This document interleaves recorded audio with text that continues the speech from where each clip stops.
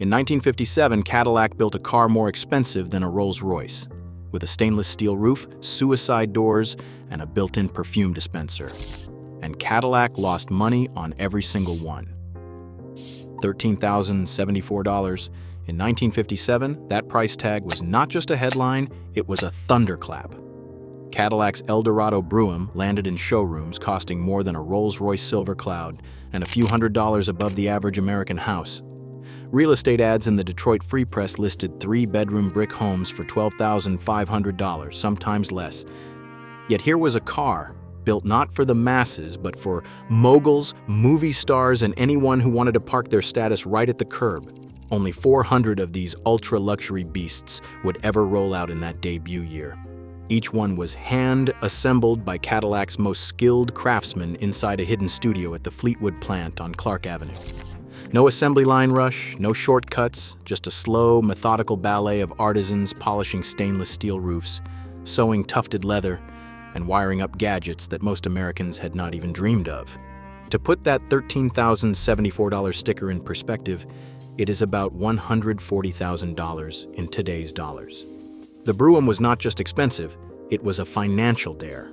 Cadillac's own accountants knew the numbers did not add up, but the company was chasing something bigger than profit.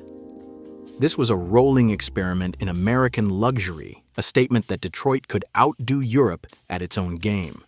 For the select few who could afford one, the Brougham promised not just transport, but a rival, a car that whispered exclusivity before you even turned the key.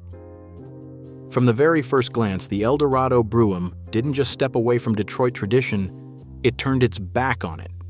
Harley Earl, Cadillac's design chief, and the man who defined the look of post-war American luxury, insisted on a silhouette that would stop traffic on Woodward Avenue and Park Avenue alike. The roof shimmered in polished stainless steel, flat as a billiard table, catching sunlight like a mirror. No other American car wore anything close. Instead of the usual thick pillars and upright glass, the Brougham offered a pillarless expanse. Every door, when opened, left the whole side of the car open to the world. Rear doors swung backward on special hinges, a nod to classic European limousines and the sort of grand entrances reserved for royalty and movie stars. Tail fins, the signature of every Cadillac in the 50s, were dialed back to a subtle flick. Where the Series 62 bristled with chrome and rocket-age excess, the Brougham was long, low, and almost restrained, a limousine stance with a European flavor. Even the side profile looked different. The car sat lower, the body was more sculpted, and the roofline seemed to float above the glass.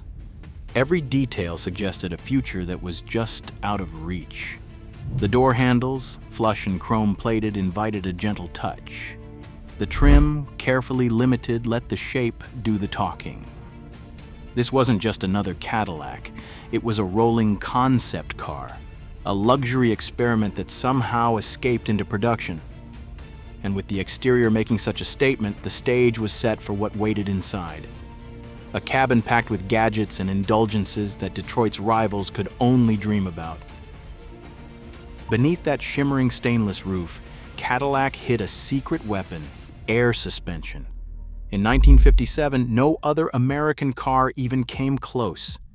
Instead of old-fashioned steel springs, the Brougham floated on 4 rubber bellows, one at each wheel, fed by a powerful electric compressor under the hood. This wasn't just for comfort.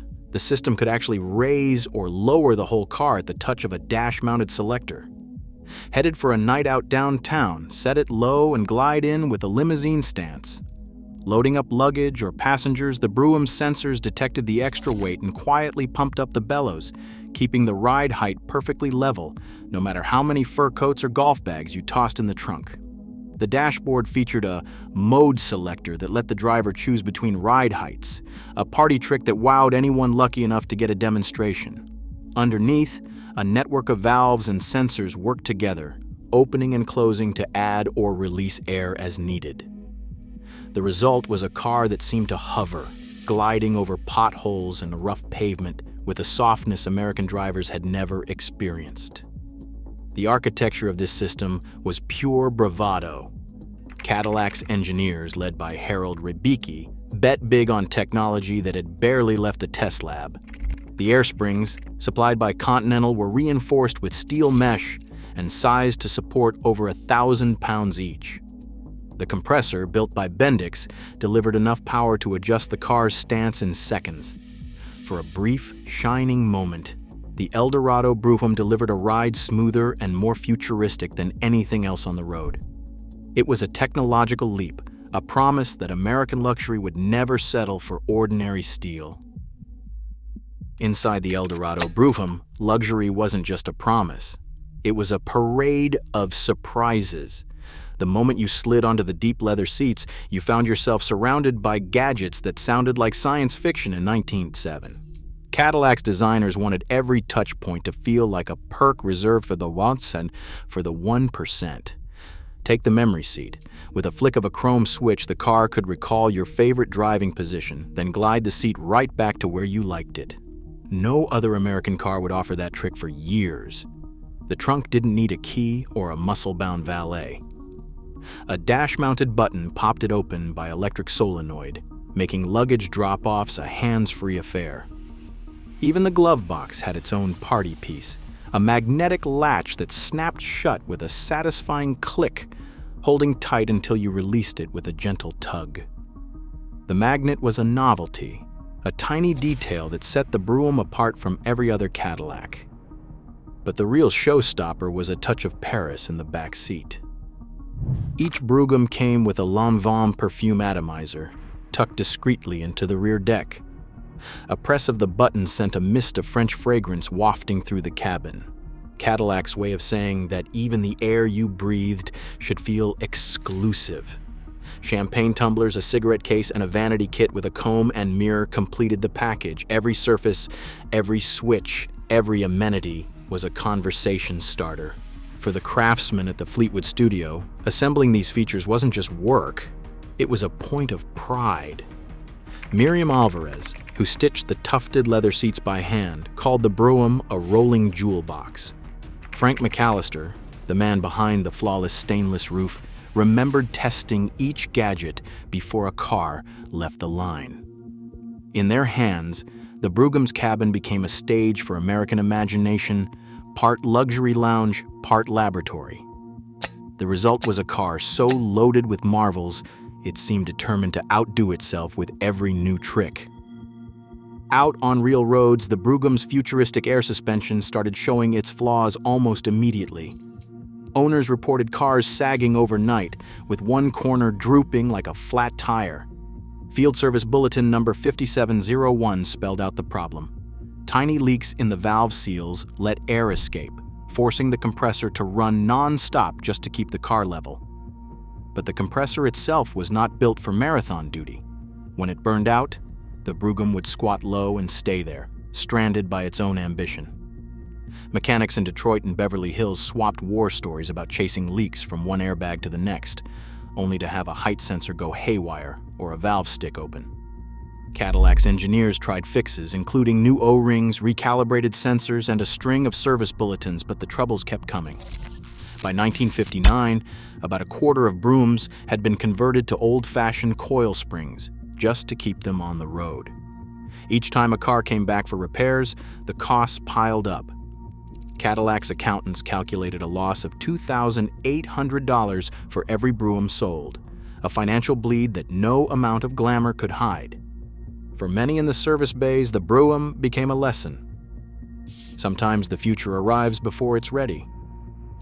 By 1958, Cadillac's grand experiment had run headlong into reality. The air suspension headaches, the relentless handwork, and the mounting losses forced General Motors to look for a lifeline across the Atlantic. That year, the company struck a deal with Pininfarina of Turin, Italy, famed for coach-building Ferraris, to craft the Brougham's bodies. Chassis shipped from Detroit landed in Italian workshops, where artisans shaped aluminum panels and fitted that signature stainless roof. The finished shells sailed back to America for final assembly, a transoceanic relay that spoke to both Cadillac's pursuit of luxury at any cost. But even with Italian craftsmanship, the numbers kept sliding.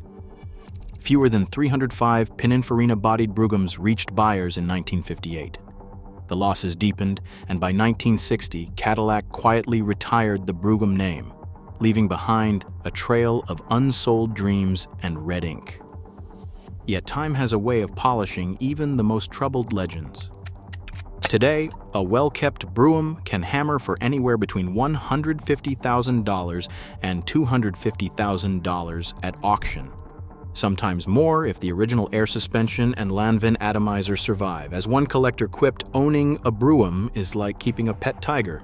Beautiful, rare, and always a little dangerous. The car that once bled money is now a six-figure symbol of American ambition, remembered less for its failures and more for the myth it left behind. Today, the Eldorado Brougham sits in climate-controlled garages, auctioned for six-figure sums, a luxury experiment that escaped into production. Its story warns us, even in an era of boundless ambition, excess comes at a price Detroit never forgot. Sometimes the wildest dreams leave the deepest scars. Share your thoughts below.